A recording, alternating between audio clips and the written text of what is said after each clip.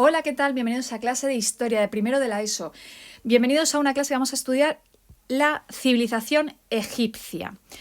Ya hemos dado Mesopotamia, que ya estamos dentro de la historia, dejamos la prehistoria, ya hemos inventado la escritura y las primeras civilizaciones de la Edad Antigua que estudiamos en este curso son Mesopotamia y Egipto.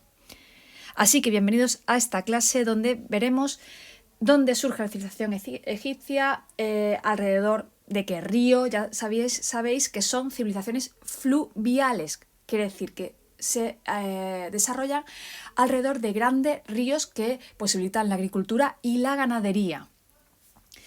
También veremos las etapas en la historia de Egipto y por último estudiaremos un poquito la sociedad egipcia. Todo esto en este primer vídeo. En los siguientes iremos adentrándonos un poquito más en lo que es la civilización egipcia. Así que ¿me acompañas? Bueno, pues ¿dónde surge la civilización egipcia? Bueno, la civilización egipcia surge en la zona de África. Ya hemos visto cómo alrededor de ríos, primero hemos visto Mesopotamia, que es esta zona de aquí, vamos a moverlo un poquito, ahí, muy bien. Aquí tenemos el Éufrates y el Tigris y todo esto era Mesopotamia. Pero en lo que es el nordeste de África tenemos el río Nilo, que es uno de los ríos más importantes del mundo actualmente también. Es este de aquí y que desemboca en el mar Mediterráneo formando un gran delta. Bueno, pues ahí es donde va a surgir en toda esta, alrededor de este río Egipto, y actualmente Egipto también ocupa esa zona. ¿Cuándo? Bueno, pues hace unos 5.000 años en el noreste de África, junto al río Nilo, que atravesaba de sur a norte, ¿vale? No penséis nunca, ya sabéis que los ríos no se empieza a ver su recorrido por donde desembocan, sino por donde nacen. Nacen mucho más para abajo, pero aquí tenemos que va toda esta zona, aquí. Bueno, todo alrededor del río Nilo es un gran desierto, como vemos aquí. Pero el río Nilo conseguía transformar ese desierto en una zona, en una franja llena de vida. ¿Y cómo lo hacía? Bueno, pues esto era el gran milagro del Nilo. El Nilo es un río que tiene como ciclos y todos los años se desbordaba en la misma fecha y después esa agua se retiraba. ¿Qué ocurría? Cuando se desbordaba, aquí tenemos el río, para que os hagáis una idea, ¿lo veis? El caudal sería este cauce. Donde están las palmeras normalmente no había río, pero llegaba junio y septiembre y el río traía muchísima agua decrecidas de donde él nace y se desbordaba y ocupaba toda esta franja y al otro lado igual, ¿de acuerdo?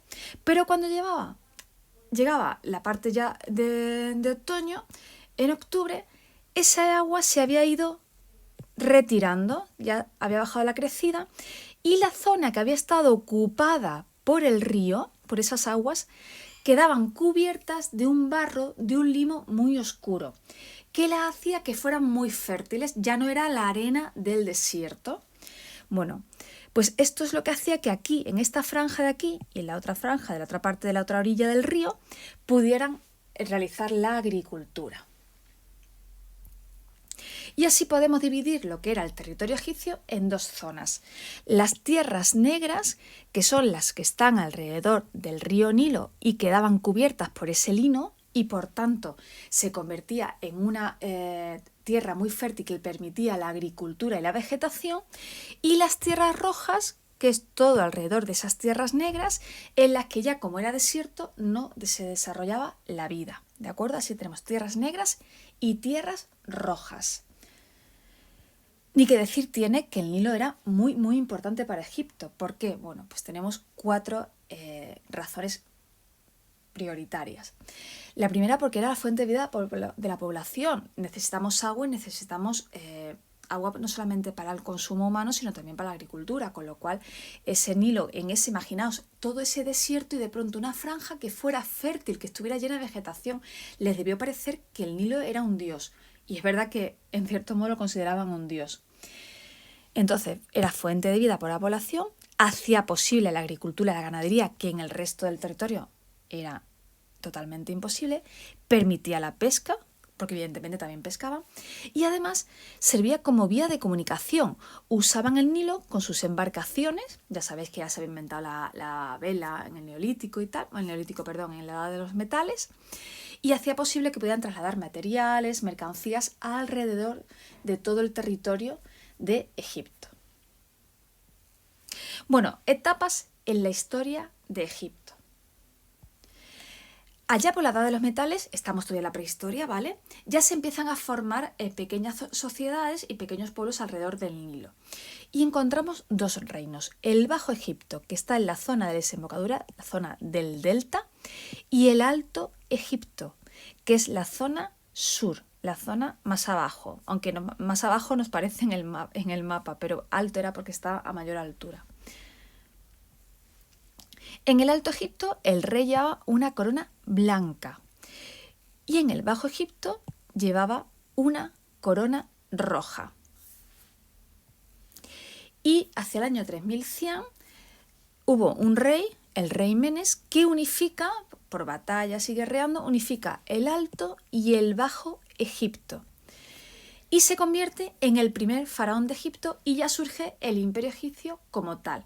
¿Y por qué sabemos esto? Bueno, lo sabemos gracias a los restos que nos han quedado. Por ejemplo, aquí tenemos la paleta de Narmer. Esto es una obra de orfebrería que simula las paletas donde se ponía el maquillaje. Aquí se ponía el maquillaje. Estas son las dos caras. Esto es una sola pieza, pero que está hecho la foto de las dos caras. Y aquí podemos ver como ya Menes o Narmer ya aparece aquí con la corona del Alto Egipto y aquí con la corona del Bajo Egipto, con lo cual hace referencia a que ya era rey de las dos zonas, faraón de las dos zonas. Y a partir de ese momento, pues el resto de faraones ya aparecía representado con la doble corona. A veces también aparece con una, con otra, pero ya es muy normal a verlos aparecer en la escultura, en las pinturas, en los relieves egipcios, ya señalando con esta doble corona, señalando que son faraones de las dos zonas. Y una vez que ya hemos unificado Egipto, tenemos tres etapas. Primero tenemos el Imperio Antiguo, que va del 3100, que evidentemente es cuando se unifica, a 2050. Después tenemos el Imperio Medio, que va del 2050 al 1580. Y por último, el Imperio Nuevo, que del 1580, siempre estamos hablando antes de Cristo, que todavía no ha nacido Cristo, hasta el 31 a.C., que ya es absorbido por el Imperio Romano, aunque los últimos 1000 años verá que había sido de dominación extranjera. Es más, los últimos faraones ni siquiera eran egipcios de raza, sino eran griegos. Y la sociedad en Egipto. Bueno, lo primero que tenemos que decir es que era una sociedad jerarquizada. ¿Qué dijimos esto en Mesopotamia? Que era una sociedad que no era igualitaria. Es decir, hay una serie de grupos sociales de personas que tienen más derechos que otras y distintas obligaciones también. Siempre se representa como una pirámide. ¿Por qué? Porque digamos que en la cúspide, que es lo que hay menos personas, son las personas más relevantes, las que más importancia tienen y más poder, y sin embargo la base de la población, que es la parte más ancha, digamos, donde más población, suelen ser las personas con menos importancia. Vamos, en la cúspide, ¿quién tenemos? Al faraón. El faraón era considerado prácticamente no solamente un rey, sino también un dios por los egipcios, así que ni siquiera podían mirarlo a la cara ni tocarlo.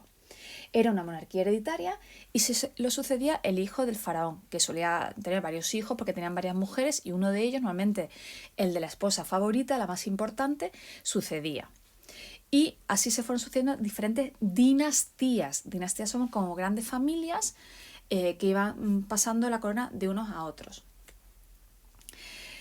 Justo en el escalón de abajo tenemos a los nobles y sacerdotes. Los nobles, pues eran miembros normalmente de la familia del faraón o de otra familia importante y poseen grandes extensiones de tierra y muchísima riqueza. Y los sacerdotes, pues eran los encargados de interpretar la voluntad de los dioses y dirigían también todos los ritos religiosos. También tenían muchísima influencia, muchísima riqueza, porque parte de los impuestos también iban a parar a los templos. En el siguiente escalón tenemos a los funcionarios, soldados y escribas. Altos funcionarios, es decir, las personas que dirigían el país en nombre del faraón soldados, el ejército es muy importante porque batallaban y guerreaban con otros pueblos, y los escribas, ya lo dijimos, en Mesopotamia eran esas personas que sabían escribir y por supuesto leer, y redactaban los documentos oficiales, también llevaban las cuentas de los impuestos, las mercancías, las cosechas, y tenían un gran prestigio, eran muy admirados y mucho poder también porque, para que os hagáis una idea, incluso algunos sacerdotes y algunos nobles no sabían escribir, con lo cual el poder que ellos tenían era muy, muy importante. Y después tenemos el grueso de la población egipcia, que era el pueblo llano, y ahí había comerciantes, artesanos, campesinos, pescadores, el pueblo normal, que era el que trabajaba y pagaba los impuestos. Y por último, en la base, los menos importantes de todos, eran los esclavos, que son esas personas que no tienen ningún derecho, prácticamente no son ni consideradas personas, y normalmente lo que eran prisioneros de guerra. Cuando en aquella época un ejército de un imperio o de un pueblo se enfrentaba al otro, el que ganaba se solía quedar con parte de la población del derrotado, y eran tratados como esclavos. Bueno, pues con esto hemos terminado el primer vídeo sobre Egipto. Espero que os haya gustado, que lo hayáis tenido bastante claro y que sigamos viéndonos, y en el próximo vídeo ya sabéis, más y mejor. Hasta el próximo.